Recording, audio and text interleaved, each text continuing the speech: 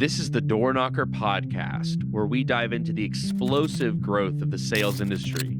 We take an in-depth look with the industry's top talent to uncover what has made them successful as salespeople, leaders, and entrepreneurs. We believe all of life's opportunities are just behind the next door. With that being said, opportunities knocking. I'm your host, Zach Ross.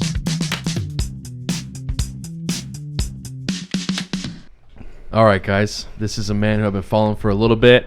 He came out to Vegas. I'll figure out why in a minute. Aaron, how are you, brother? Good. I'm enjoying life. It's beautiful today. Yeah, and for everybody that's listening and not watching, he's repping the KAYO Energy hat. I was with the Nevada license plate. I love that. I thought it would be appropriate. Yeah. Why are you here? Why are you in town? Yeah, so I flew out here to meet with you guys. And also we've got a sales team out here. I was meeting with them, and we've got a new sales office and just putting some finishing touches on some things from a decoration, furniture standpoint. Have a couple of recruiting meetings, but yeah, just work related. And of course, to meet with you guys. Well, I really appreciate you doing that, man, carving out some time. I know you have a busy schedule, but I'm sure we're going to get a lot of value out of this, man. So I'll just get right to the point. So we were talking a little bit before on your door game and your time in the industry, but where'd you get started in the door-to-door game? Yeah, so my first year selling door-to-door was at Apex. So this is, for those of you who don't recognize the name Apex, that's Vivint prior to their rebranding. Okay.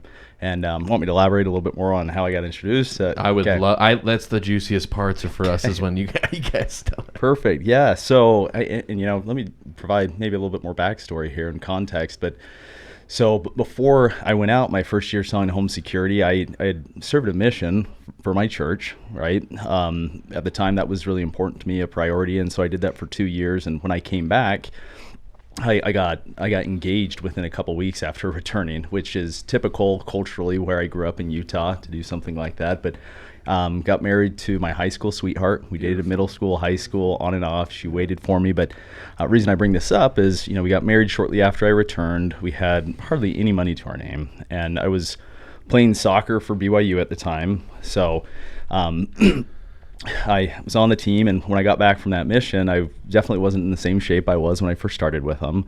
And when I got playing, my reactions weren't the same. It was during the winter months, and my wife was working to support us, and she had 2 jobs. She was working as a waitress. Oh. She was working as a customer care rep, and she hated her job. She was miserable, and it was horrible seeing her come home each day and just not the greatest mental state. Yeah. And I felt guilty and somewhat of a moral obligation to step in and chip in and help financially. Yeah. And, it was difficult arriving at the decision that, as much as I love soccer and would have liked to have potentially pursued and pushed it a little bit further, I was just coming to the realization that, the opportunity to take it to the next level, the odds weren't stacked in my favor, having gone and played at BYU. In hindsight, if I had maybe some other instruction or direction and guidance from my parents, I think it could have turned into something more, having been Gatorade Player of the Year in Utah for soccer. Wow. And maybe we can come back to that and speak to it, because I feel like a lot of my time playing soccer really kind of fueled my competitive spirit and helped me realize the value of unity and team building, and how that's carried over into how I've built teams within the direct sell space. But no, we needed money, and at the time in Utah County, just about everybody was selling door to door. That was the thing. If you go to college at UVU, BYU, you go out for the summer and you either sell home security or pest control. And I coincidentally, Sharice, my wife, we had friend from high school who was dating someone by the name of Bridger Thomas, who was a very successful sales rep within the industry, was close friends with Sean Brenchley, one of the owners of Apex at the time, and connected me with him and really kind of mentored me into this space. And that was the entry point for me. And I was fortunate to be surrounded by some really high caliber individuals at the time. I worked with Cody Vabel, who he was actually managing the office that I sold in. This was before he was promoted and eventually became a VP over there. But it was a great group to be involved with. And, I didn't hit the ground running. My first couple of weeks, I still remember how difficult they were. I did some preseason selling before I went out for the summertime out to Philadelphia, and had some beginner's luck. I went out, sold. I still remember the vice principal of Jordan High School, and I thought to myself, oh, geez, this is easy, man. Like, one of the first doors I knock, if this is what the summer's going to be like, holy crap, I had the jackpot, right?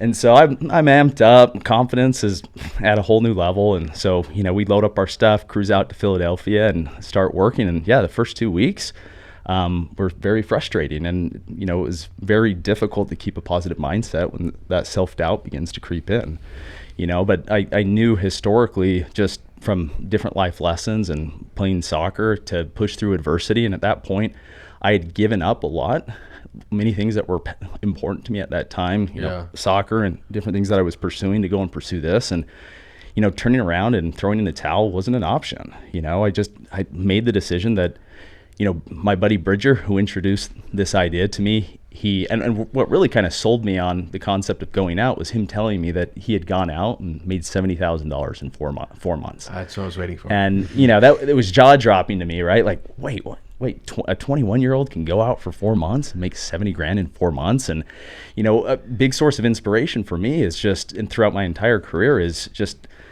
recognizing that, if somebody else has gone out and done it, there's no reason that I can't, right? We all breathe the same air. We're humans, right? And, anything that generally holds us back are just self-limiting beliefs, right? And so, I went forward with a lot of conviction, knowing, hey, if Bridger's done this, I can do it as well. And the first couple of weeks were really difficult, but, I remained consistent and kept pushing forward. And, it's difficult to want to sit down on a curb when you're out in an area and struggling and having a difficult time. But, I persevered and pushed through it. And eventually it just clicked. And I remember about 2 weeks into it, the day I finally got a sell, I ended up closing 3. I rode that momentum that you get from that high when you're coming off of a sell, right? And your confidence was at a peak, and moving forward, I was consistent the rest of the summer. Sold 1 or 2 every single day, and was one of the top reps in the top office in the company that year. And it was a phenomenal experience. And I knew after returning from the summer that, hey, this is a no-brainer. I'm going to do this every single summer. To be able to make, $75,000 plus, which is what I made that first summer.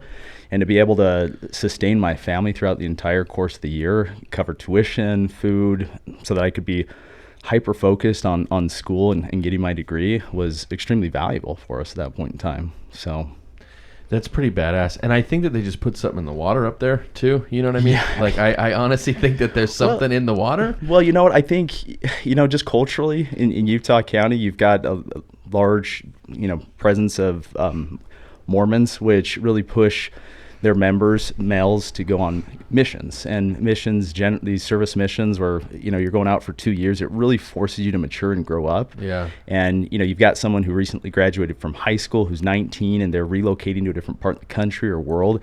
They're having to live with someone they've never met before. They're having to adapt to a new environment, maybe learn a new language, which I did, which I was grateful for. I learned Spanish and became very proficient in that. But the skills that you acquire serving a mission are very transferable into the direct sell space. And so it's kind of a natural transition for these guys in Utah County, which is why Utah County has so many direct sales companies and MLMs. And so I agree, there is something in the water out there. Yeah. Where'd you serve your mission? Yeah, you know what? I went to Houston, Texas, and I still remember receiving the call, because my grandparents are German immigrants. They came over after World War II, and my father actually served a mission as well, and he went to Germany. And so when I got that call to go to Houston, Texas, I wasn't overly enthusiastic about it. I thought I was going to go somewhere a little more exciting or compelling, and ended up falling in love with Houston. But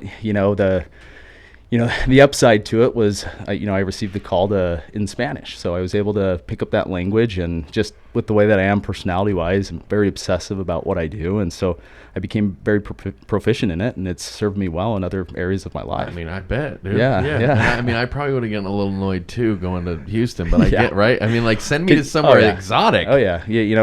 Riding a little bicycle with a collar and tie midsummer when it's that humid. Yeah, you feel like you have a dog panning in your face 24/7. That's how I feel about, No, but there's this combination of two things, right? Because not everybody that goes on a mission has that abundance mindset when they get out, right? So, what we see in a lot of successful people is that somewhere in their life they've faced some type of adversity or difficult situation that's taken them far outside of their comfort zone, and they've learned to be comfortable and adapt to that situation, which gives them this internal self-belief system that says, hey, I can do this too.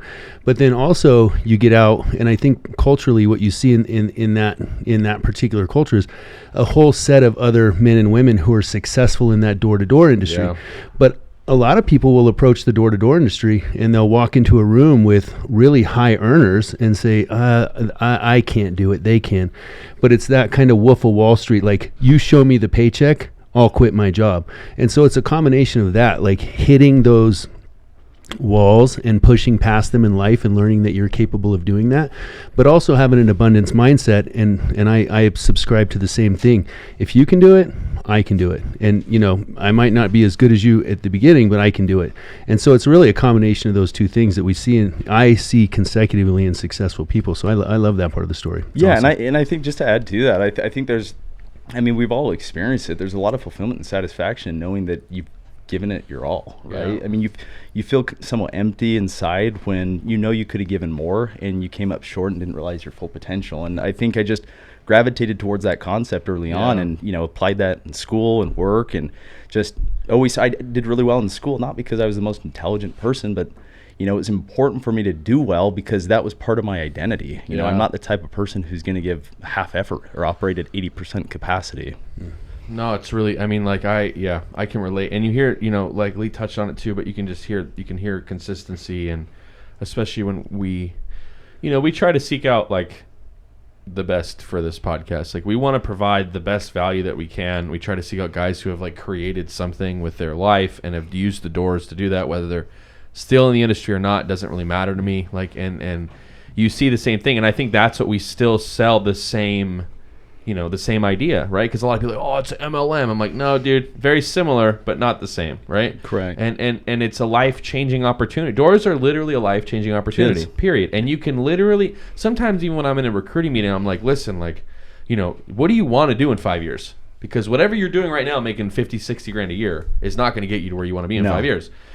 So first summer in Philly, how many alarms do you sell? I installed 170 accounts. I love it when he says it the correct way. Yeah. I love it when he says it the correct way. I sold 171, 240, but I installed 70. Yeah. Yeah. We've all been around enough guys in the space, and it's like, It's all so right, much respect. what did you say? Let's cut that in half. So that's what you did? Was it 170 or 70?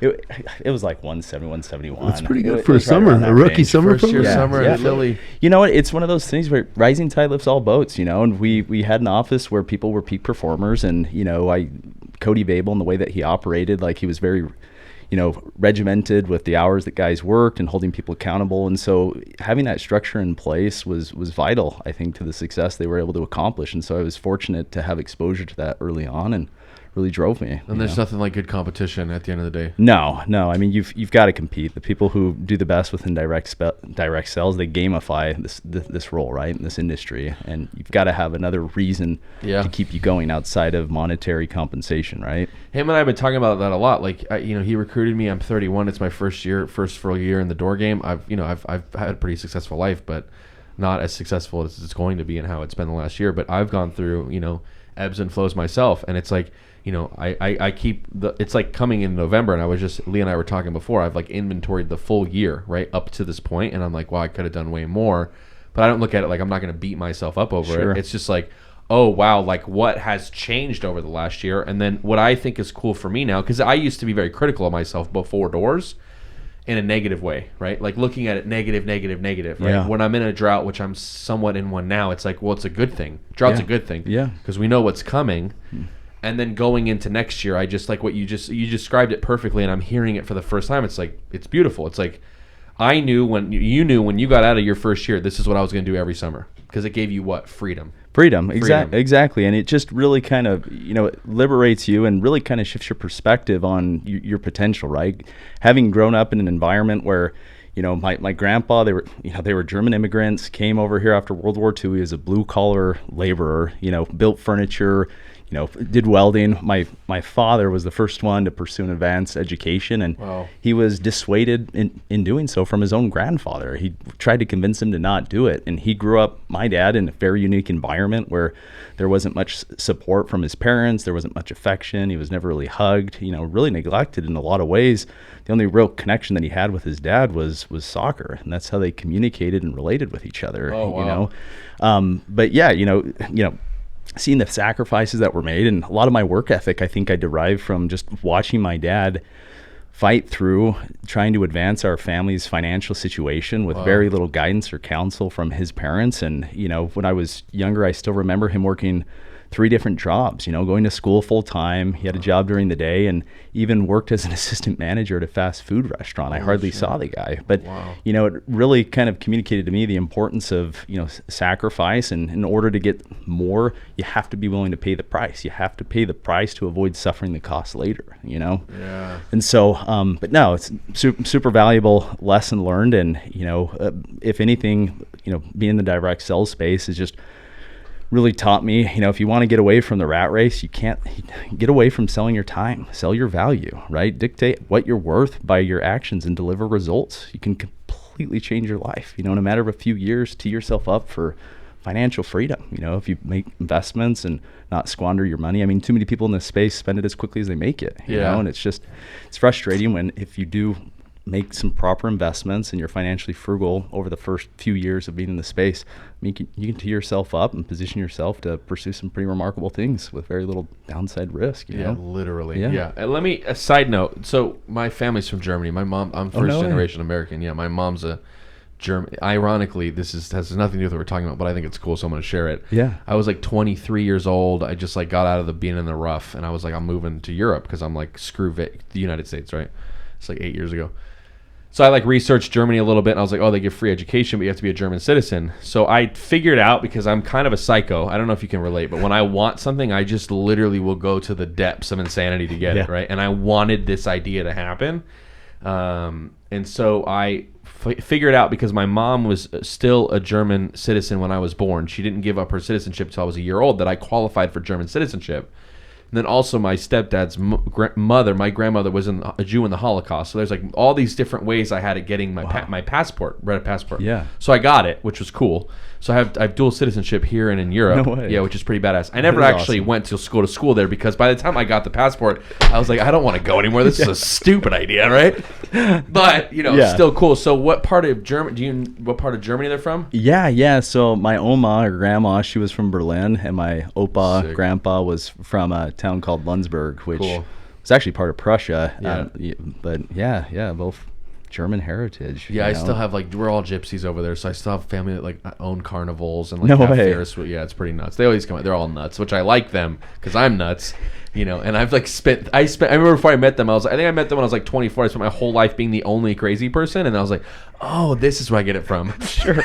You do learn a lot about yourself by digging into your ancestry. It's true. Some of that stuff gets passed on. Yeah, I just had to share that. So first year you did 170, and I love that you shared that, because I always wonder, I'm like, okay, what is it, right? Lee joked about the other day in correlation. It's in the Wolf of Wall Street, right? Leo DiCaprio, shows him his check, and he's like, show me the check and I'll quit my job right now, right? And he shows him the check and he calls it and he quits it. And so I love that you share that. It's $70K in 4 months, but then it becomes, and I really like to touch on this, because then it becomes real, and it's on the curb, right? And you're like, can I do this? Right? Yep. And then you decide that you can, and then you just do it. Correct. Right? Yeah. You just have to act. Literally. Yeah. Too many people hesitate, and they find themselves just in paralysis by analyzing it too long. But at the end of the day, you got to act. And oftentimes, what follows that is motivation. Sometimes people are looking for motivation before they take action. It's usually the opposite.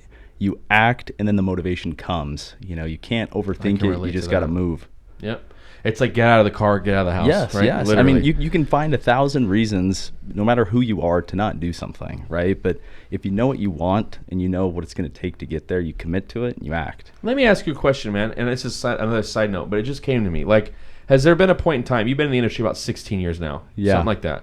Has there been a time in the 16 years where you didn't want to do it, and you were like, I'm giving up, and you were like, screw this, and maybe you took a couple days off or a week off, or just threw in the towel for a moment? I never did that in the summer. So when I was out actively working, it was just, why would I squander one of my most valuable resources, which is time? If I'm making a sacrifice and uprooting my family and relocating to go out and sell, the last thing I'm going to do is sit there and second guess myself, right? Now, when I came home from the summer, I'd reflect upon it, and me pursuing an occupation in door-to-door during the summer months was for me personally at that point in time, it was somewhat of a means to an end. I wasn't planning on building longer term. You know, I was trying to figure out what I wanted to do longer term after I graduated from college. You know, my degree's in business management with an emphasis in finance. I deferred a semester to do an internship with a venture capital firm in Chicago. But you know, I found out that I enjoyed sales and I enjoyed the team building aspect of it. And financially, after chatting with some of my friends who pursued investment banking, I mean, the hours that they worked were insane. And they seemed very dissatisfied with their work situation. And I thought to myself, well, I can go out and make investment banker income and have a greater work-life balance, right? And potentially have more upside, you know, through replication, right? And so that was the big allure for me personally. And, you know, I transitioned out of home security because, you know, at the time I did believe to a degree in home security. I didn't have a system at my house.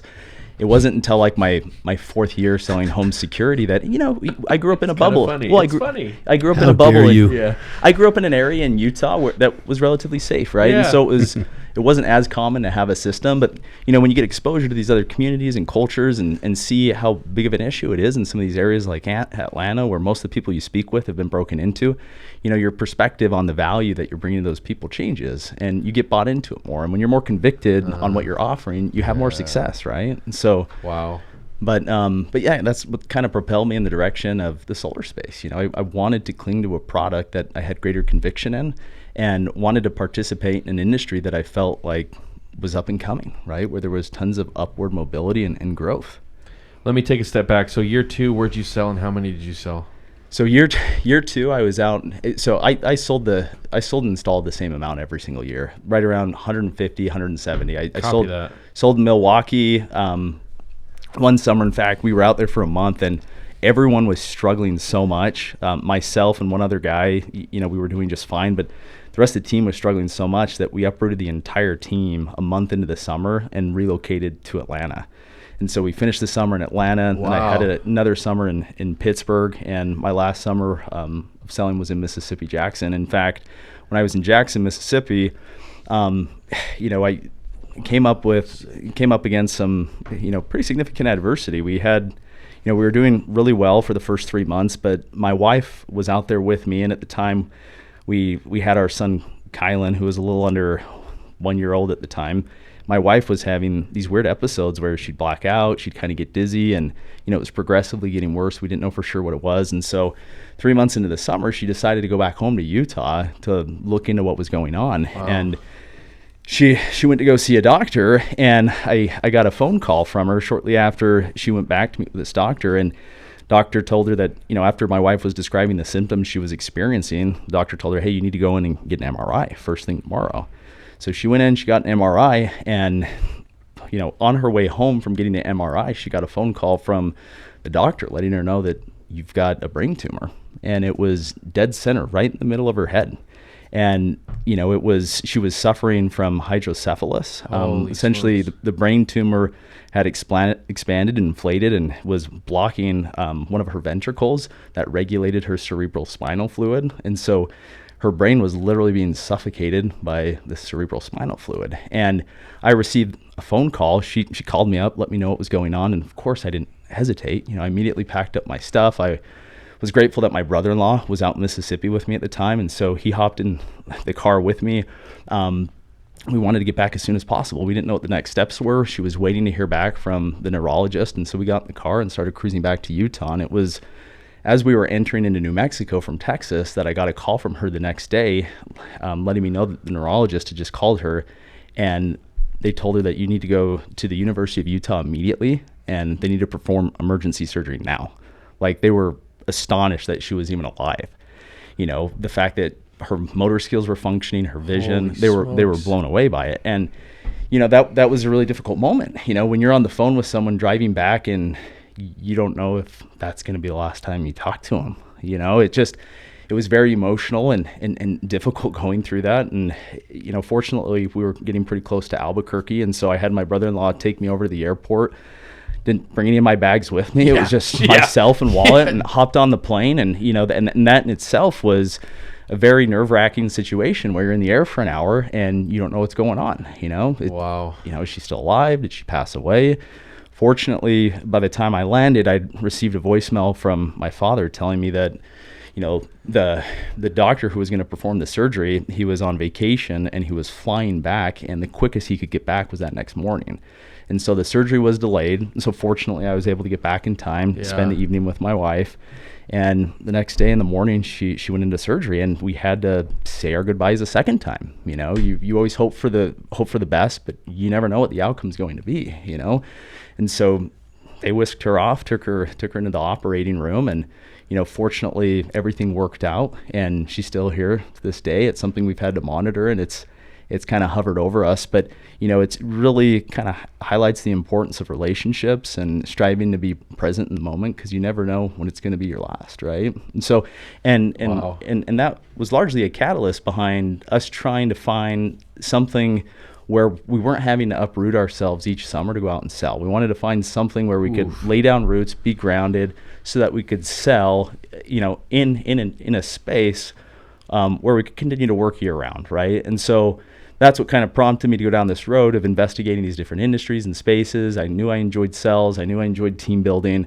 I wanted to find a product where I could just lay down roots and grow a specific market. And that pushed me in the direction of discovering that I wanted to be within the solar space. Yeah, that's a pretty powerful story, man. And just a lot of respect and love for you guys. You were 22, it sounds like, at the time. 23, or what? How old were you? That was my last summer, and so I was probably 24, 25. I can't even imagine, man. That's nuts. Yeah, it's stressful. You got a 1-year-old, and you don't know if you're going to see that person again. And for those who are on this call, very grateful we had insurance, a procedure of that magnitude. Wow. Sorry, it's not funny, but it's true. It's a plug for insurance. It's true, man. Yeah. It's a 7-figure surgery, and so, that could bury someone if you don't have your ducks lined in a row and you've taken the necessary steps to minimize your downside. And so for those on the call, it's not a bad idea if you don't invest in health insurance. You never know what's going to happen. Yeah, if you need a guy too, just DM us and I'll hook you up, because I got a guy. I made the same decision. It was funny. I think it was the third month I was in solar. I started realizing, I was like, wow, this is kind of lucrative. And I was like, I've never had health insurance. And I'm like, oh, okay. And then I'm like, I literally called a friend who had a guy, and I called him, and I was on my way to a deal, negotiating my insurance policy for me and my girlfriend, and I'm like, I need everything. If anything happens, if I break a toenail, I need, you know what I mean? Sure. So I was like, I'm paying, because I never cared. You're right. I was 30 years old. I didn't care. I've never even broken a bone. Yeah. You just don't think that kind of stuff's gonna happen to you. And you hope it doesn't, but it always happens when you're not expecting it. That's really powerful, man. And I don't have much to add to that. It's just a really powerful story, and thank you for sharing that with us. Yeah. So from that, you went into solar. Yeah. And so, how did that happen? Yeah, so I was getting ready to finish up at BYU. I graduated towards the end of 2012, and that last semester at BYU, Vivint Solar was starting to grow at a more rapid rate. At the time, there was only a few offices, and I had a friend of mine, Court Reynolds, who I worked with at Pinnacle Security, who was one of the earlier sales representatives or managers to transition out of alarms and go and work with Vivint Solar. And so we stayed in contact, and while I was going to school, he was my guinea pig, so to speak. And so I'd reach out, ask him how things were going. Right. I continued to research the industry, and the more I dove into it, the more it made sense. All the signs, as far as the growth trajectory, module costs, hard costs coming down, seemed like a no-brainer. Then the next step for me was to go out and knock with my friend Court in Fresno, California. Vivint Solar had barely opened up their Fresno office. I went out there for a few days, saw them lock a couple deals down, and that's all I needed to see. Once I understood how the product worked, that people were buying something they already need and want, and it was at a lesser rate, coming from a clean source, it was a no-brainer. I thought to myself, how can you not get behind this? This is going to take off. And so, that level of conviction, convinced me that, hey, this is the decision I want to make. And, I ended up shortly after I graduated relocating, going out to California, where he was selling at the time in Thousand Oaks. And the first couple of months I was out there, my wife stayed behind in our town home in Draper, Utah with my son. And I literally slept on the ground in my apartment with no furniture. I had a blanket, a pillow, and a TV that sat on the ground. I went out and just worked every single day. I had some really, audacious goals I wanted to hit. And I knew for me to grow within the organization that I needed to be on the C-level team's radar. And the only way to do that was to be the best, right? And so I went out, worked every single day. Back then, guys were still trying to figure out how to sell solar.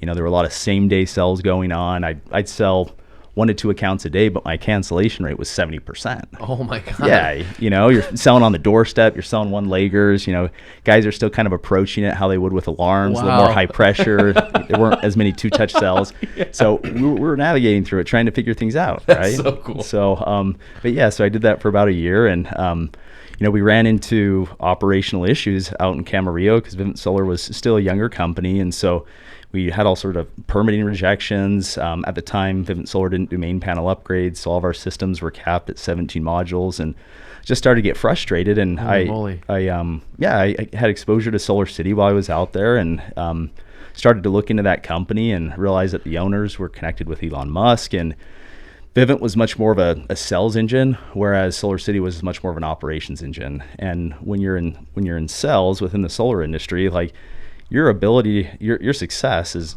highly tied to the effectiveness of your operations team, right? And there's nothing more frustrating than you fulfilling your commitment and having operations or someone else who's involved come up short, and you suffer the consequences of that. And so that's what prompted us to look into Solar City, and I can elaborate on that a little bit more here in just a few, but timed it right and was able to help them build out their direct sales channel. They really didn't have one at the time, so it was good timing. We're in the right place at the right time, and we're able to transition over. Around the same time, Tanguy Serra, the founder of Vivint Solar, he transitioned over to Solar City as their COO, and a few other sales leaders at the time from Vivint Solar did as well. And it was great. They're a phenomenal company.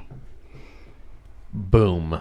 So I just got a lot out of that. I hope everyone else that listens to this got a lot of it too. So yeah, I do want to touch on that because listen, I'm going to say this and someone's going to end up stabbing me, but I think sales is the most important part of the whole entire business, no matter what business you're in, right? If you got nothing coming in, right? Like, you got to figure out how to do the back end, but sales is the most important part. Mm-hmm. So let me ask, because I wrote that. So Vivint was a sales engine, right? Is what you said? Yeah. Solar City is an operations engine. So what's the major differences between those from your experience? Yeah, I think a lot of it just stems from just their cultural DNA. I think a lot of Vivint Solar's culture was borrowed from Vivint Inc. The guys who were at the helm worked with Vivint Inc. closely before they transitioned into Vivint Solar. Chance Allred came from the alarm world, who is their chief revenue officer. And so a lot of that DNA was brought over to Vivint Solar, and it served them well from a recruiting standpoint. Vivint Inc., a lot of the success that these guys have been able to accomplish is highly tied to their ability to attract talent. And so, having that image that portrays success, the recruiting, the incentives really helps, accelerate the adoption of new people coming onto your platform. But operationally, if you're still trying to figure things out, like, you're going to lose a lot of people. People are coming to work for you to enhance their situation financially. And if you can't deliver on the operations side of the business, you're going to lose people, right? It doesn't matter how great you are at selling. If you don't have adequate operational support, you will sink, right? And, we gave Vivint Solar, adequate time to make corrections, but it took months and months, and we continued to go back and forth and explain some of the frustrations, and they just weren't correcting these issues, and we were starting to bleed out. We were losing people, and by no fault of our own, because we didn't have any control over the situation. And so, we identified, as a leader, you put your people first, right? Too many people try and leverage their situation or what they've accomplished to get themselves, whether it's a better sign-on bonus or advance their situation financially. But if you operate with a mentality of, hey, if I make decisions based off of what's going to serve my people the best and put them in a better financial position, my situation financially will be worked out, right? Easily. Everything comes after that, right? And so, all the feedback we got from customers working with Solar City, and after chatting with the owner, Lyndon Rive, we flew up to San Francisco a few times, and Hayes Barnard, who was their CRO at the time, who's the founder of GoodLeap, one of the largest lenders within the space. Like, they were very dynamic individuals, and it didn't take much to convince us that Solar City was the wagon that we wanted to hitch ourselves to. Right. And so, and once again, there was no direct sales program at the time. They had a field sales channel, inside sales. And so we saw this blue ocean of opportunity where it was like, geez, we're going to come in. They've got things dialed in operationally. They just need a sales force. We can come in and add significant value. And so I, at the time, I was in California. I had an opportunity when I came aboard with Solar City to run a team in Orange County, Colorado, New Jersey, Arizona. back then in the industry, at least at Solar City, pay was standardized, from market to market. So everyone made $200 a kilowatt. I know. Yeah, and so holy macaroni. Yeah. We have to pay homage to the guys who have been in the I've been in the industry in the space for 5 years, just in door to door. But we've talked to guys who have been in the space 10, 12, 15, 16 years, and I think a lot of us as salespeople forget to pay homage for everything from what you're talking about to how do you approach a door, how do you approach a one-legger, how does the sales it's not an alarm, all of that, to the pay scales, to the foundational, to the team building. Like there's a lot of work that went on in the last 15 years in the solar space to make it what it is today. The technology, the team building, the recruiting, the operations, and just a quick side, I have to agree with Aaron on this, that in a sense I agree with you, Zach, that sales cures all. But in my experience and just hearing guys over time, how many stories have we heard of, real just assassins on doors that are going in and putting 20, 30 deals in, but the operations don't get the glass on the roof, and boom, they leave that company. So the operational side of like getting the glass on the roof is equally as important in the solar space, as opposed to the alarm space where there's just a tech knocking on the door before you're even leaving. Our operational procedures in the solar space are massive, because the rep becomes our customer, and the rep is the one selling to the homeowner, and the rep is the one selling the operational and what comes next for the homeowner. And if that isn't lived up to by the operations end of it, that can be a lose-lose. Hands down, especially with how referral driven this business can be. Like, aligning yourself with a company with really strong reviews, reputation, who puts the customer first, is going to really magnify what you're capable of accomplishing within this space, right? Yeah. And we saw that with Solar City, just from an online review standpoint, the way they perceived their customers and treated them. It was just, night and day difference compared to what we were experiencing at Vivint at the time. Yeah. And, I made the decision to move out to Arizona largely because, pay was the same, market to market, the system sizes were the largest in Arizona. And so I thought to myself, your income is directly proportional to how abundantly you place people's interests before yours, right? And I knew that if I went to Arizona, the system sizes were the largest, the income or commission on a per deal basis was going to be greater there, which was going to enable me to attract and recruit higher caliber individuals, right? And so that was the main driving factor behind it. And when we moved out to Arizona, I didn't know anybody out there. I didn't have any family. I didn't have any friends. My wife's brother was living there at the time, but we started from scratch and built a team from the ground up. In fact, there was one other person at the time selling door to door with Solar City before the program officially existed, and his name was Jared Gillespie. So Jared, door to door guy, sold at Vivint back in the day. I called Jared up before I relocated to Arizona. I said, hey, I'm coming out to Arizona to build a team. I'd love to sit down, meet with you, and see if there's an opportunity for us to either work together. Either way, I'm coming out there to manage.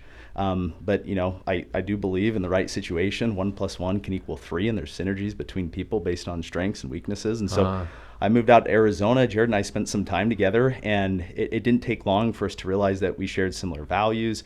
We operated similarly, and so we decided to link arms and build out a team. And we put together, I arrived in Arizona January of 2013, and that year we ran Solar City's top producing office in the company. We installed about 1,200 accounts that year, and from there, just organically, the following year I got promoted to a director position, and at our peak at Solar City we had 11 different offices, about 180 reps, and we were installing about 34 megawatts a year, and it was great. We were on cruise control. Yeah, great setup, and probably would have still been there today if it wasn't for Tesla coming in, acquiring Solar City. And we were excited about that acquisition because I love what Elon's doing. I love, he's disrupting archaic industries, and, what he's doing within the auto industry, space exploration. He's constantly pushing the envelope, but he's not a huge fan of salespeople. Elon Musk he's an engineer, and he wants people to transact online. Yeah. And so we kind of got kicked to the curb, and our entire channel was dissolved. Even though the direct sales channel at Solar City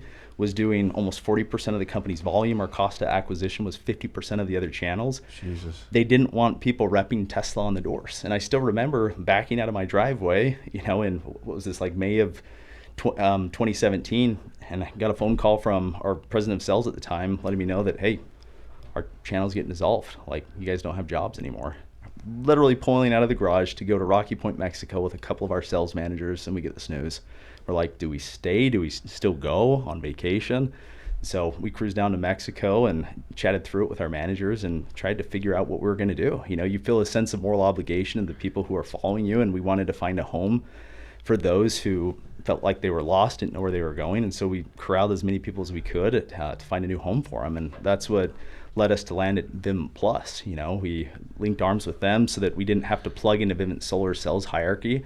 We created an opportunity where we could essentially start with a blank canvas, utilize them for fulfillment. At this point, Vivint Solar had gone some massive changes, you know, new C-level team, operationally, their efficiency and just effectiveness had they had realized a lot of progress. And so the experience was quite a bit different, but, you know, we were there for a couple of years, and we're sold on a specific product, you know, with home automation and solar being fully integrated and a truly differentiated offering, which didn't come to fruition. And so there were some other things from a strategic standpoint that weren't executed on, that caused us 2 years down the road, for me personally to resign and step aside. You know, I couldn't be in a program where I didn't feel like my people were in the best situation possible. And that was at Vivint Plus? That was at Vivint Plus, yeah. So let me just interrupt you really quick. So what was the major difference between, obviously, like, I've had two guys on here now that were in the same situation for you, one from the East Coast, one from the West Coast, that were at Solar City. So I can't, you know, and it seems like it's just a nutty experience, but it really bred, some of this stuff just breeds even better opportunity for a lot of you guys, right? Really, like you said, I would have been there today, but would you have been able to do what you're doing now, right? So no, and it was, and just to touch on that real quick, it was really emotionally, really bizarre experience, because I was at a point personally within my career where I felt like I had hit a ceiling with my growth at Solar City, and I wasn't growing. I was on cruise control. And so it was weird financially. I was doing great, but I felt unfulfilled. Like I had conquered the challenges that I had faced at that point in time, and it was like, what's next? And so even though it was disappointing and upsetting at the time, I was kind of relieved, because at that point in time, I was trying to decide, you know, do I want to transition away, break off, do my own thing? Then you have, you know, significant switching costs in doing so. And then, you know, that self-doubt still, no matter how much confidence you have, starts to creep in and you second guess things, right? But yeah, you're right. It was a blessing in disguise, and I'm super grateful for it. It was awesome. Yeah, thanks, Elon. Yeah, exactly. But, you know, what was the differences between Vivint Solar and Vivint Plus? Yeah, so strategically, you know, the whole premise behind Vivint Plus was, hey, Vivint has this huge existing smart home customer base. And I'm to this day, I'm still shocked at how long it took them to fully leverage their existing smart home customer base and cross-sell solar. And so the whole premise was, hey, they just started this year. They're taking it seriously now that David Bywater is involved, right? Who was the CEO of Vivint Solar. But, you know, you would think that these sister companies would have collaborated much closer than they did, but they didn't. And I think some of that is cultural, some of that is just lack of guidance and priority. When we started at Vivint Plus, it was right when Todd Peterson was aggressively trying to exit, right? They were trying to sell Vivint Inc., and that became a priority. And a lot of the things that were going to differentiate us, like having a fully integrated smart home package with solar, did not come to fruition. And so that was one of the driving factors behind us, linking arms with Vivint Plus over Vivint Solar. And then also, we didn't want to have to plug into Vivint Solar and compete with their existing sales hierarchy. And so we had Vivint Plus set up as a separate organization where we could come in, build out our own sales organization, and utilize Vivint Solar for fulfillment. There's another component to this too, because this is where I come into the game, is in 2017. So part of, I think, the difference between Bywater and Peterson was Peterson's an alarm guy and Bywater is a solar guy. The problem that the alarm industry faces with solar is in recruiting, because once an alarm guy that's making $350, $450 upfront pay on an alarm starts to realize what the solar pay is and how different the workload is and the industry is and how much more gratifying it is, it's very dangerous to an alarm organization. So it's sketchy. So it'll cannibalize their entire sales force. It will. I was in the Vivint smart home office here in Vegas when you and the rest of the guys came in with Vivint Plus, and it started to merge. And we're seeing these kilowatts on the board, and what are these, what does this mean? And like, and you know, we're hearing all this, like, don't talk to those guys. Solar's too tough. It takes too long to install. Like, don't talk to and this is literally org to org. It's orange to orange, but it's a fear-based problem. And so, you know, when you're at a higher level, at a regional or VP level in alarms, you're worried about these massive landslides into the solar industry, because you're like, wow, if I'm doing 6,000, 7,000, 8,000, 9,000 alarm accounts with my team in a year, and I lose a massive portion over to a solar organization that I'm not in charge of, even if that's from, you know, orange to orange, it gets really dangerous. And so there was a lot of inner political, and just at that point I was just a rep, you know, in 2017, I'm a rookie. And so seeing some of that nature in there, and, you know, listen, I love alarms. They made me. But, you know, I'll always speak to solar. Solar is just, I mean, it's where it's at, you know. Oh, yeah, of course. You know, it's just the same skill set that's necessary to excel within the alarm world is completely transferable to the solar space. And it's like, hey, if I can essentially do the same thing, you know, have the same actions, but have an ROI that's significantly greater, you're going to pursue that route every single time. Any rational person is going to do that, right? The only thing that's keeping people elsewhere is ignorance, in my opinion, you know, just bluntly. I agree with that 100%. Or fear. Or fear, I misinformation. Yeah, certainty, you know, and some of these guys, I mean, there's a lot of hooks in them, right? I mean, Vivint has residual compensation. Some of their managers have been there for years. And so just stomaching the idea of these switching costs and having to forego residual comp, it's coming in on a monthly basis, is a big deterrent for people. No, it's cool. I tell them all the time, dude. I'm like, listen, you can stay in those industries all you want. Just give me a call in 2 years when you need a job, because I'll still be here and I'll need guys. You know what I mean? Like, you're still going to be a rep in 2 years if you're not going to. I mean, like, I don't know. I stir too many waves in this industry with that stuff, and I get some people a little bit upset because I'm just like, don't get Zach going on bugs. Yeah, dude. I can't. I'm sorry. I can't, dude. I get. I gotta bite my tongue, dude, because it just blows my. I mean, like, if you're selling anything in the world right now, anything, I don't care what it is, it needs to be solar. Yes. Whatever industry you're in and you're selling in, I don't care what it is. You need to quit your job. You need to DM me, and you need to come work here. Yes. Like, literally. Yep. Or DM Aaron. I don't care who you DM. Just get out of whatever industry you're in, because you're losing money. And you got to strike now, right? I mean, every industry goes through certain cycles, right? And through those cycles, sales compensation can vary, right? And it's peaking right now, and I think it will be where it's at for the next few years. Yeah. But as costs come down, margins will compress, commissions will compress, and the financial opportunity will change, just as we've seen with alarms. It's changed, right, a little bit. I think we'll see that quite a bit more with solar, with how costs have declined. And so you got to strike while the iron's hot. Like, don't squander this opportunity. It's one of my biggest pet peeves, seeing someone come in and operate with 50% capacity, and it's just amazing how game-changing this can be for your financial, personal situation if you operate with intensity. And I think it's just because we're all door knockers. I think it's just a healthy respect for what we do as a profession. When you're in doors, doors are doors, and doors, doors are doors, and doors are hard work. They're good work. They're fair work. They're emotional work. They're spiritual work.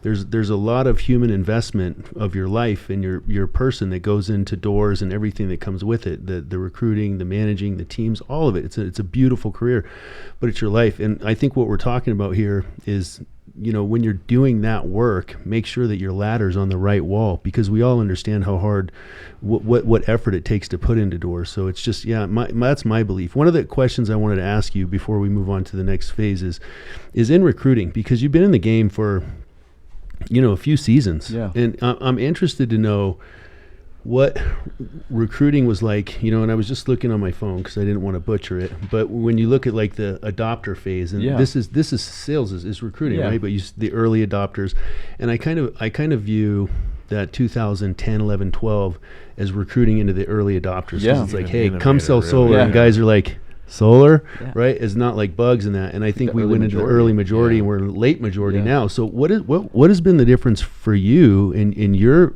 site from recruiting back then as opposed to recruiting now? What does the field look like on both those perspectives? Well, yeah, I think you kind of hit the nail on the head, where people need certainty in their life, right? It's important to them, and I think solar back then was somewhat newer. It was kind of a foreign concept. People didn't fully understand it. And so having a few years behind us where people within our industry have seen friends, family members, whoever go out and be the guinea pig, have success, has given them the assurance that, hey, I can make this transition and switch and find success because I know somebody who's done that, right? And I think that's why we're starting to see this huge influx of people from the alarm world, the pest control world, satellite and dish, all moving into solar right now. Word's gotten out there, and the floodgates are open. Like that's where we're at, industry wise. But that, I mean, I think that's just where we're at. It's just exposure and more familiarity with the space. It's being talked about more. It's on the forefront of just society's mind, being environmentally more conscientious. And, the tax credits being extended. There's been a lot more in the media with global warming and climate change. And so I think just as a society, our focus has shifted, and that's where we place more emphasis. And people move in that direction when we do that, I like that. Yeah, good point. Yeah, because I think even now, like it's funny because even myself, not even had, full year yet, but now I have people that are like, instead of me having to convince them, they're just like, yo, I heard this, I'd been wanting to do that, I want more freedom, and it's even the people that I love are the people that are highly successful, that are already making six figures, that know that their cap is, let's say, like $250 a year, and they're like, I want more, and I want more time, and they see, without you even having to convince them, right, that like, this is how you do it, right?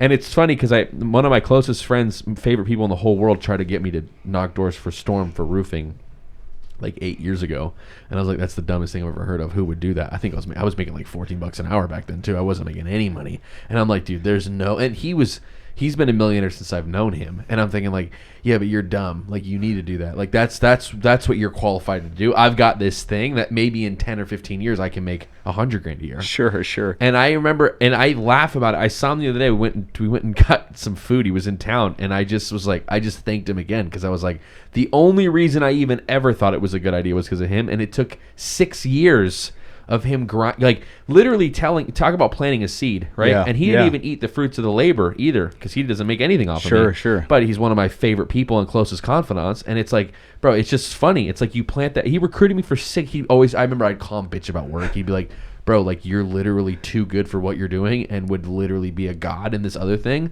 I don't know how true that is, but he was great recruiting at me, filling my ego. But like, literally, like, you would be so. I'm like, dude, I'm gonna knock door to door and sell roofs. Like, what? Like, what are you talking about? Like, what? Like, no, dude, no. Thankfully, it's funny. I was in an appointment today. It was a one-legger, but she's really interested in solar. We got to figure some things out. But I was talking to her, and she's got this kid who works for CenturyLink. He still sells internet. And I like slid one of my cards over, and I was like, hey, the next time this guy comes over to your house, because he goes over like every other day, she says, try to sell her on internet, and she loves the guy. She's like, he's a great salesman, but I can't. So I literally just like pushed my card across, like, just let him know that whenever he's ready to give me a call. Because like, the fact that you're still selling internet, that's like selling meat door to door right now. If you're selling meat door to door right now, bro, it's not 1992. Yes. Like, I remember the old truck that used to pull up to my mom's house. That's a perfect with example. The freezer in it. It's like, what? Like, what are you doing, dude? Dude, I don't know. It's I'll share this because I have to go to the dealership again today for another thing because I just bought a new car.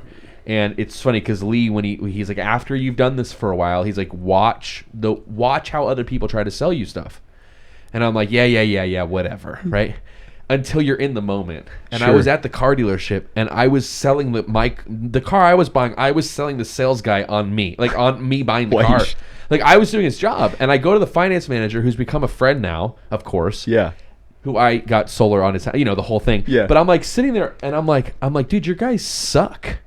Because what you don't realize is how good you get on the door. Mm-hmm. Oh, yeah. And every on the industry that's not door to door, direct to home, they're terrible. Oh, yeah.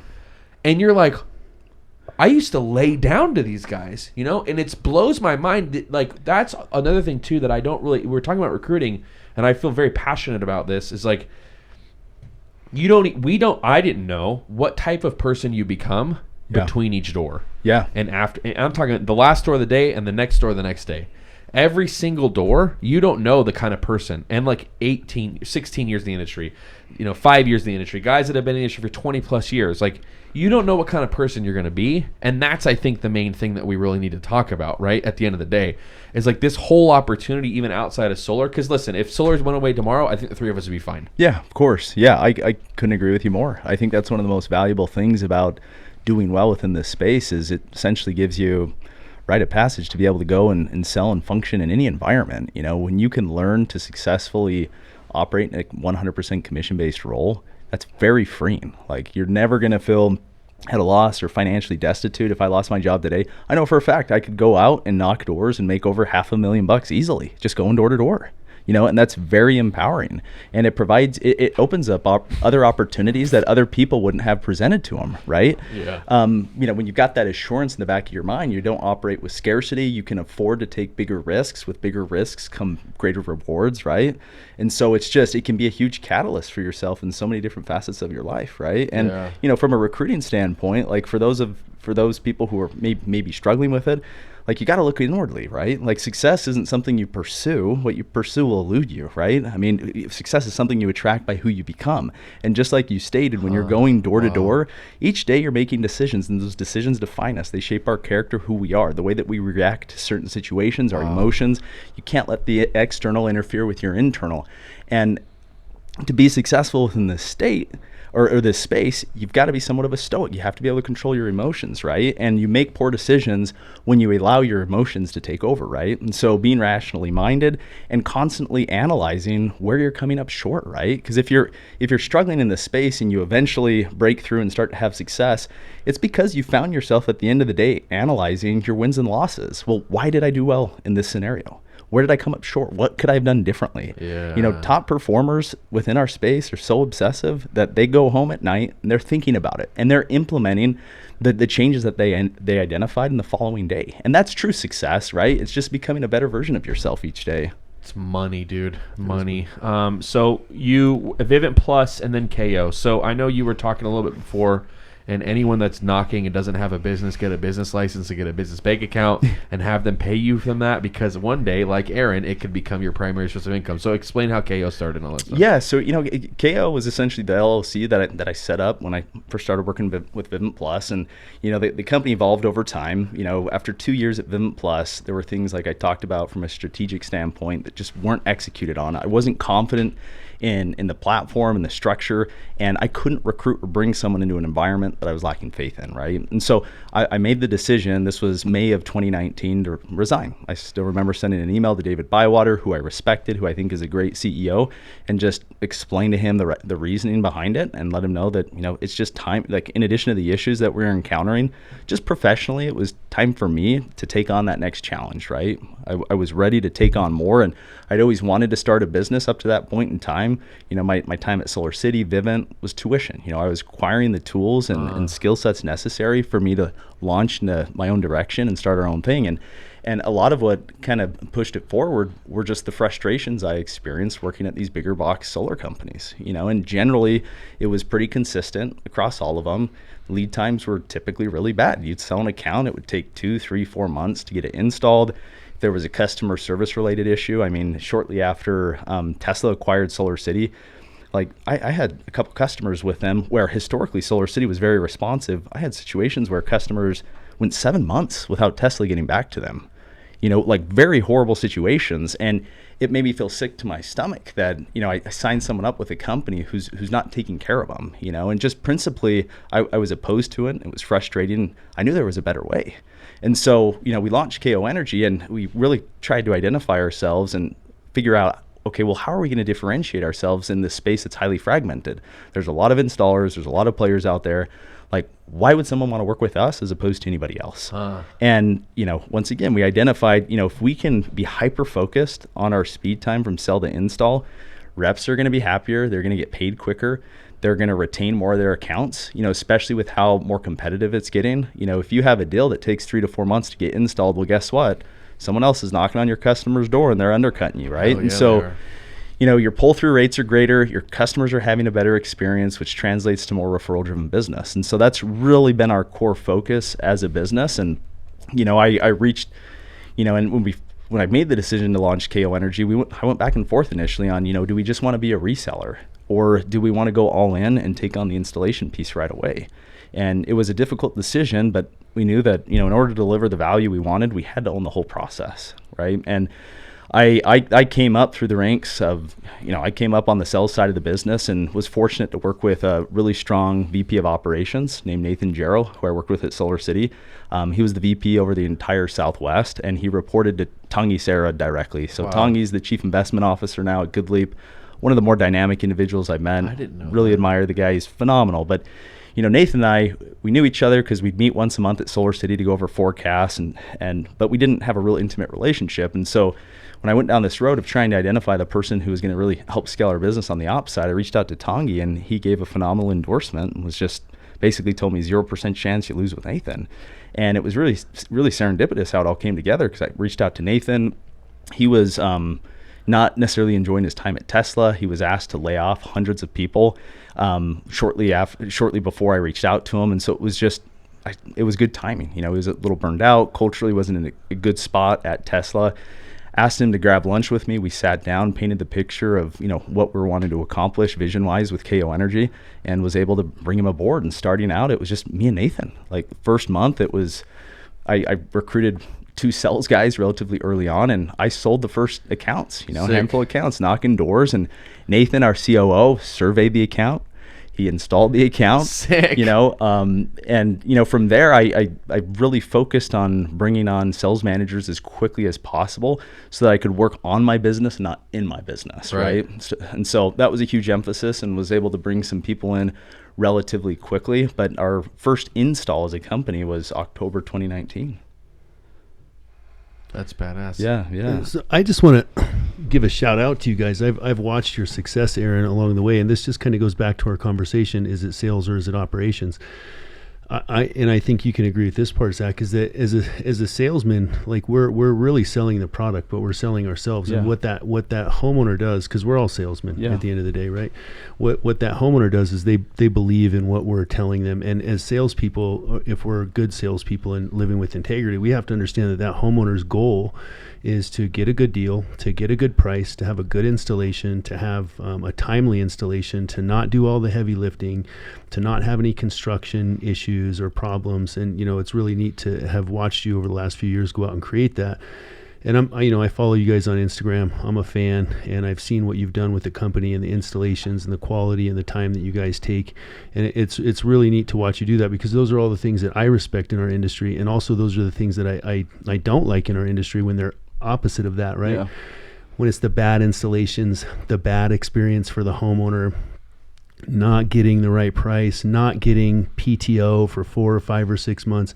Because the problem is that people don't understand in our industry is that we have to live here in this space. Yes. And that homeowner has a sphere of influence. And when you get 6 degrees of separation on a human being, and you have 10 people that have had a bad experience, those 10 people magnify out to their 6 degrees of separation. And now all those people have heard about that bad experience.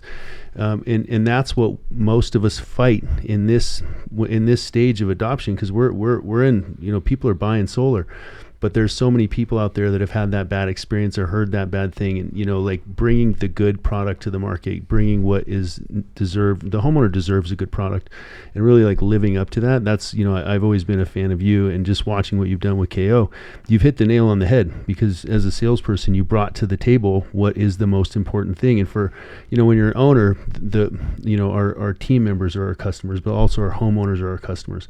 And if we always think as our people, like you said, put your people first, put their financial well-being first, put their emotional well-being first, yours will always come after that. And if we do that, if we pass that down to the homeowner, and we take our homeowners first and understand what their goals are, it's so much easier to do business in our space, because we have so many more happy homeowners. So I love what you guys have done. Yeah. It's awesome. Well, thanks, Lee. And I mean, that's a huge pet peeve of mine as well. Is just, unfortunately, there are people within this space who are a little short-minded and will put the customer in maybe not the most ideal situation just so that they can profit short term. And it's just, some of the sales practices that people engage in, what's so frustrating about it is some of these guys who do this kind of stuff, they feel like it's necessary for them to sell high volume in order to do this. But anybody who's truly sustained significant numbers and been consistently in the top 5%, they don't do that. They don't. They're very direct and honest, and it's a huge fallacy that you need to do that and cut corners in order to have success. It's the opposite. Play the long ball. Take care of your customers. It's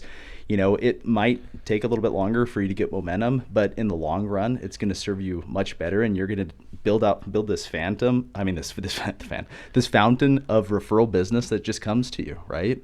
But you do that by taking care of the customer and being mindful of their experience. Yeah, I can't stand. I mean, I just get on a tangent, but I'm just like, I go behind some guys and like, they told you what? You know what I mean? I'm like, what? Like, I'm like, no, I'll call Good Leap for you. Here you go. Yeah. Just go ahead and say yes. I want to cancel. Because I'm like, bro, come on. Because here's my thing, like, yeah. I mean, I'll go on a tangent, but it's just like I'll go. I had a guy even recently. He went with another company who's very, very well known, and I knocked the neighbor. Guy was like, "Oh, I already got installed." I was like, "Oh, my bad. I forgot to look." And I just went to the neighbor, and he's like, "Yeah, we've been wanting to do it." We tried to get the referral from the guy next door. I was like, "Well, what did they tell you they give you?" He's like, $500. I was like, "Listen, if you talk to the neighbor and tell him to go with me, I'll give you the same referral fee, right? I'll just hook you, right?" I literally got him signed up, the neighbor, and installed and turned on. And the company had signed an agreement with the neighbor 3 months before I even signed it with my guy. And I got him installed and turned on before the other company got him installed. That's right? Awesome. And then but the guy's like, I can't. They had him thinking that if he canceled, that and I felt bad for the guy, And then he called me even after he got installed, and he's like, they didn't turn him on because they obviously got paid, and they just don't even care. So then I'm like helping him call NV Energy because he's a nice guy, right? And I'm like, I don't think I'm better than anybody else, but I just felt bad for the guy. But I'm just like, if we all did less of that, we would. Everybody does. People would be grabbing solar out of our hands. Everybody profits off of it. Yeah, you know what I mean. Which is all the more reason why it's just. When you come across that type of activity, you got to blow the whistle on these guys. I mean, I do it all the time. Yeah. You have to, for the benefit of the industry, for the benefit of the end user, the consumer, and all of our salespeople. I mean, there's a lot of livelihoods here that are tied to this space, and we can't afford to have these bad actors come in and ruin things. Well, you make it easy for me because when you go with that other company and I come in behind them, I just slide my phone over and let you read the text thread, and then you immediately don't want to go with them because I'm like, this is what they do. They might be a good company, but this is what they do, right? So It's like, I just appreciate that we represent a company that doesn't do that. So for you with KO, by the way, where'd you get the name? Yeah, it's anytime you're coming up with a name for a business, you want to take into account, I mean, the length from a character standpoint was important, so we wanted to land on something that was 4 or 5 characters, that could be somewhat memorable. So it was a process of elimination, right? And we wanted it to have some significance, and we narrowed it down to like 4 or 5 different names, took some polls, and KO came out on top. But KO means knockout, and so there's a play on words there. We're knocking out global warming, climate change, people's power bills. We really kind of play to the boxing theme as well. With our comp structure, guys, once they hit certain milestones, they get promoted to different weight classes, and with it, there's financial promotions, and so we really try and drive that cultural piece to it. But yeah, KO just means knockout. Yeah, okay, sick. I thought it was, but I was like, maybe there's something I don't know here. But no, I like the name. So you've 2 years and a month almost now, since your first install. And so, for me, the cool stuff I like is, we were talking a little bit before, but, one of the fastest growing companies, Inc. 5000, put you at number 175, and that's after last year's, growth, which is literally after a year and a couple of months of doing stuff. And then, Forbes Next 1000, they have you as like an up and coming. So just kind of explain what these... this stuff, because a lot of people think that you pay for these kinds of things. So like, let them know like how they found you, what that's been like, because it's cool notoriety. So what's that been like? Yeah. They to get on the Inc. 5000 list, they look at your growth rate over the last few years, and we had a 2,041% growth rate from last year to the year prior to that, and so that's what they're looking at. They're looking at your revenue growth, and they want to see some consistency with that volume. And so you have to have been in business for a certain amount of time. In our case, it was 3 years, and fortunately, KO LLC had been in business prior to 2019. 2017 was when the LLC was registered. And Forbes 1000, they really kind of take into account your personal story, your history, the space that you're in. They're really kind of looking for businesses that have the ability to be disruptive and really kind of change the way that we're operating. And yeah, it was a great recognition to be able to receive that from them. And, we hope to continue pushing things forward. It's, sustaining that growth is always a challenge year over year, but we're hoping to show up on the Inc. 5000 list again next year and just really leverage the publicity and PR to realize some exponential growth. We want to be a top 5 residential solar installer within the space. It's ambitious, it's an audacious goal, but there's no reason why we can't do it. Yeah, I tend to have goals that are absolutely insane. People think they're like, you're mental. I'm like, well, sorry, I'm not going to change it. So 2,041% increase. So how many megawatts did you install last year? So last year we installed just under 7 megawatts. So we're not massive. We're not massive, but that's a good look. We're getting there. 7 megawatts is a good look. I mean, I don't know, man. Like well, into anything like that, dude. Getting my own little small team within the organization, I was like to 20. I was like calling Lee, like, I think I'm gonna fucking have a meltdown, like. So I get it. Like, you guys deal with another level, so I have a lot of respect for it. And we started right before we knew the tax credits were going to be extended, and I still remember talking with a friend who actually, at the time, was working out of Vegas, and he was almost discouraging me from going down that road. He thought I was crazy. He's like, "Oh no, that just seems like bad timing." And I'm like, I won't bring his name up on the podcast, but I basically told him, no matter what you do, you can always find a reason to not move forward with it. Like, I love the space. Solar's not going anywhere. Whether the tax credits get extended or not, like, I'm bought in. Like, I believe in the mission and the purpose and the social impact nature of what we're doing. Like, I'm moving forward with this. Other people might shy away and decide not to do it, but that's exactly why I want to. Yeah. When people are retreating and going in a different direction, I want to go straight through, right? I want to go in the direction where they don't want to go, because that's where opportunity is, right? I mean, income is tied to your impact, right? If you focus on impact and solving big problems, the money always follows. And that's exactly what we're doing. There's a huge problem right now with our climate and just environmentally, and we are the solution. And when I started out in the space, I was purely, I'd graduated from college, I needed money, and so I was driven primarily by the financial aspect of it. But over time, when you're immersed in the industry, the more research you do, the more bought in you are to the social impact nature of our work. And I've got a son and a daughter, and the older you get, the more important it is to leave somewhat of a legacy. Wow. and give them something where when you pass, they can look back at their father and say, wow, like, my dad was involved in meaningful work. He was a phenomenal example of what we should be engaged in when we go and work. But anyways. No, I have to give a shout. I mean, listen, you have to compare apples to apples in this space, and 7 megawatts is substantial for the space that we're in on a dealer program. And I don't own the construction process in my space, and you do. What the difference is that we have some of these larger corporations, the big box, and they have these, millions and tens of millions of dollars put into their technology and their software and their branding and all this stuff. You have these flocks of people going over there. And it's the same as, here's what I noticed in the industry, it was the same thing that happened with the alarms and the solar, where they would say, oh no, it's dirty over there, you don't want to do the solar, it's going to take too long. The big boxes have this way of saying, because sometimes it can be true, but it can be true in the opposite direction too. They'll say, don't go to the dealer program. The dealer program's so dirty, it's so untrustworthy. You're not going to get your installs, you're not going to get your pay. So we operate in a different space, right? We're more of the custom. That's what I like to tell our homeowners even, is we're more of the custom home builders in the space. Mm-hmm. And your choice of the contractor really does matter, because that's who's going to be working on your home. But as a business owner, it's 7 megawatts for doing the operational component and the sales component and the recruiting component and the team building. You're literally building the airplane in the air. So it's not like, we can, talk about these different big box companies that have been in operations for 7, 8, 9, 10 years that have this massive structure. And they're doing 34, even, you did 34 megawatts when you were at, in history. But for what you've accomplished and what you've done on the operational side and the sales side, it's substantial, and I always, Kenny Cox is the one that actually got that saying in my head, building the airplane in the air. Yeah. And when he said it, I literally remembered Madagascar, when the monkeys were building the airplane in the air. And a lot of the times that's what the job is like. It's because there's components that you don't know when you took off that are going to come up. There's problems, there's obstacles, there's all these different things.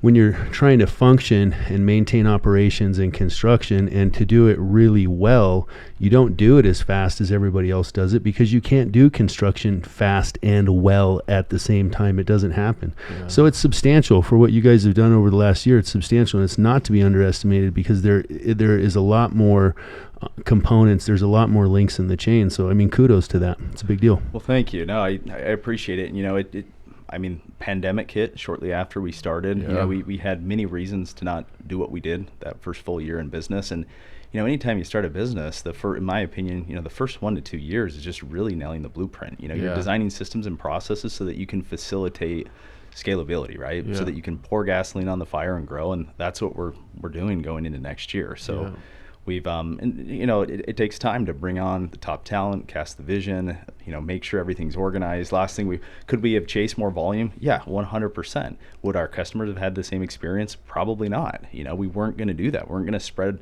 ourselves too thin.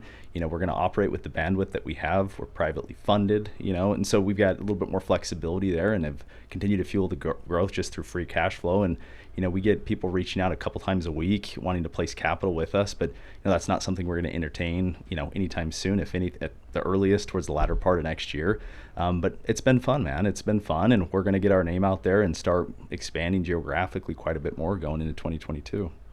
Yeah, I don't like. I'm just such an optimist, maybe to a fault sometimes, but I just I just don't care. Like, I'm like, you know, like I like people like, oh, solar. I'm like, dude, I don't think it's going to go anywhere anytime soon, ever. I think I got 10 or 15 years, you know, and I just keep saying that because that's what I want out in the universe. Yeah. Is, you know, hey, cool, thanks for putting me in the spot that I was supposed to be in my whole life, which is solar. And like, I'm not going to go anywhere, universe. So just keep filling that well. You know, and so for me, man, I like to close out pretty much the same way, but and I think you would have some advice for this, but, you know, I'd like you to give advice to, you know, a newer rep, someone that's listening to this episode of the podcast, someone that's maybe dealing with not as well with stuff that we deal with in our first year, that's maybe quitting, or someone, and you've alluded to a little bit, but I'd like you to elaborate, or someone that's thinking about coming into this space that doesn't know what to do. Like, just give them a couple words of advice. Yeah. You know, there's a few values that, you know, I'd strive to adhere to. And first and foremost, when you're going to do something, always do your best, regardless of what you're doing, right? Whether you're a janitor, you work at McDonald's, if you excel at what you do, there will always be more opportunity presented to you, right? And, you know, second to that is keep growing, to keep giving. You know, there's a lot of value that comes from contribution. You know, if you want to have more confidence, help someone else be more confident, right? And so invest in yourself. Make sure you're reading. If you're not reading books, self-development books, or anything that's going to expand your perspective and way of thinking, you're selling yourself short, right? And be disciplined above all else. You know, one thing that I ascribe a lot of my success to, because I don't feel like I'm naturally like the world's greatest salesman, but where I feel like I've maybe outperformed people is through being disciplined and resiliency. Like, you cannot let the doors and rejection that you encounter, you cannot take that personally, right? You got to let it roll off of your back and keep pressing forward, right? Yeah. And, you know, it's easy when you're starting out as a sales rep to be critical of leadership, but be the leader who you'd love to be led by, right? Exemplify those characteristics, you will gravitate towards the people who you want to be around, who are going to help you perform. And then, you know, focus on impact too. You know, be in a space and industry where you're solving problems, right? I mean, the bigger the impact, if you financially want to do really well, focus on making a big impact. And you do that by solving problems, right? And then just operate with an owner mentality from a resource standpoint. Roll up your sleeves, go to work, take care of people, and play the long ball. Like, success doesn't come overnight, but you have to be consistent. You know, one of my favorite books is The Compound Effect, at least starting out. Like, if you haven't read that and you're in the direct sales space, like, foundationally, that's a phenomenal book. And if you apply those principles, you inevitably will find success. And the whole premise of it is, you know, if you take action and you do so consistently, results will compound over time.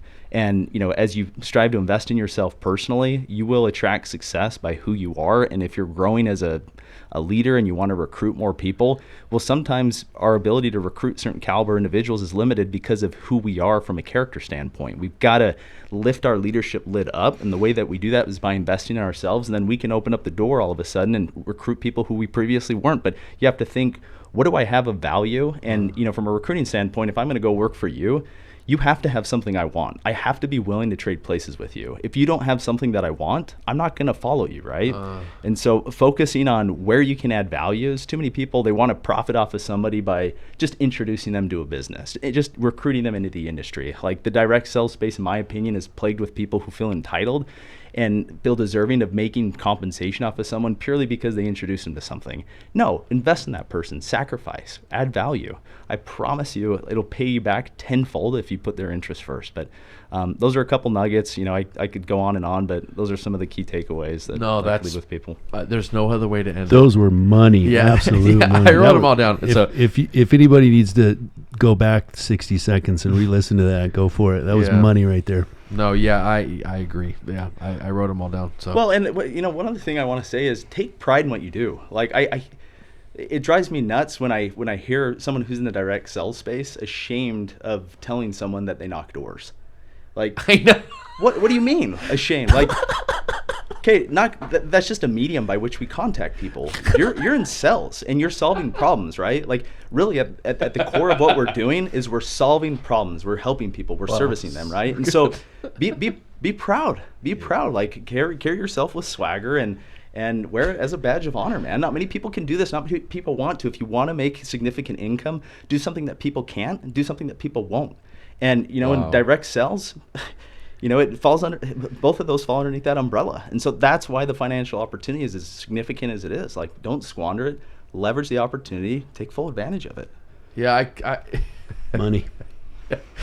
Now you got a thought, dude. This is the second time I've done this on this episode where I try to end it and then somebody blows it out. But no, it's good. No, I don't mind. I mean, I could do this for 6 hours, dude. I just try to keep them under 2 hours now because I let myself get away from me and it's 2.5 hours into an episode. I'm like, is anybody listening? Yeah. No, but I said this to her the other day because it came to me, because I do a lot of meditation. It came to me in a morning meditation where it was like, you know, if I gave you an Apple shirt and gave you a truck full of Apple stuff and told you were going to make $2,000 per iPad sold, and all you had to do was just go door to door, how many iPads do you think you'd sell? And how confident would you be wearing that shirt and selling the iPad?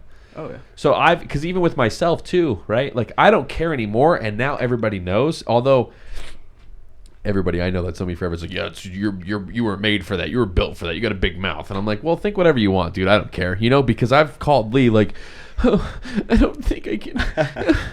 They yelled at me again, and I just, you know. But I do want to touch, because I forgot to say it now, like how, and we've said it on multiple episodes of the podcast, but like, if I didn't have my girlfriend, who literally no matter, and I'm sure your wife is probably the same, who no matter what, dude, literally will be like there's been times, dude, in the last year where I've like gone home, 100%.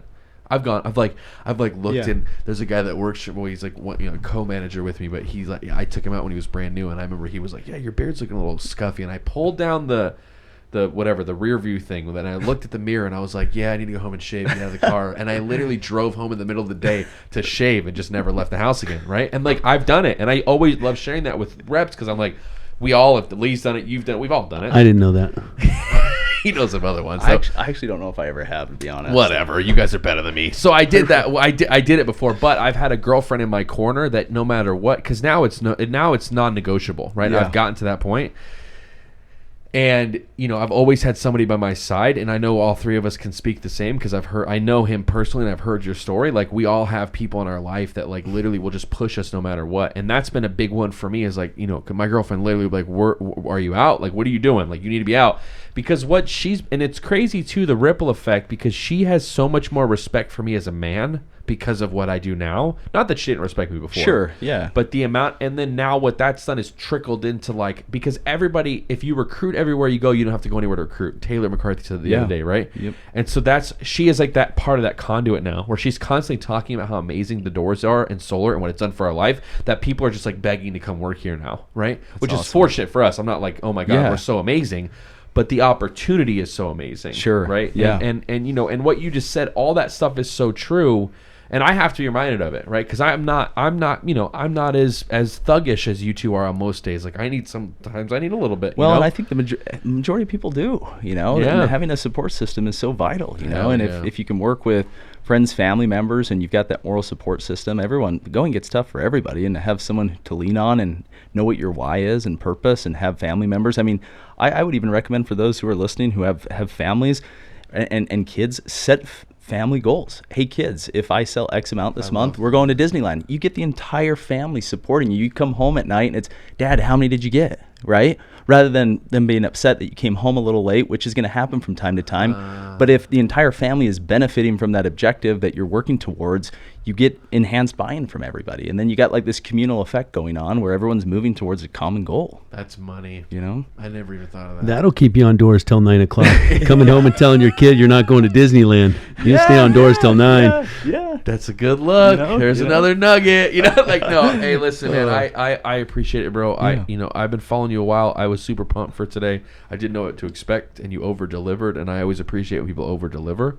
And I know all of our listeners will appreciate the same thing. So I got a lot out of today, man. So thank you. Hopefully we can have you on again, maybe next year after you made maybe you'll be top 100 this year. So thank you again, bro. I really appreciate it. Of course. Thanks so much for having me, guys. Thanks, Aaron. Thanks for coming out. Awesome, man. Thanks. Thanks, Lee. Thanks, Zach.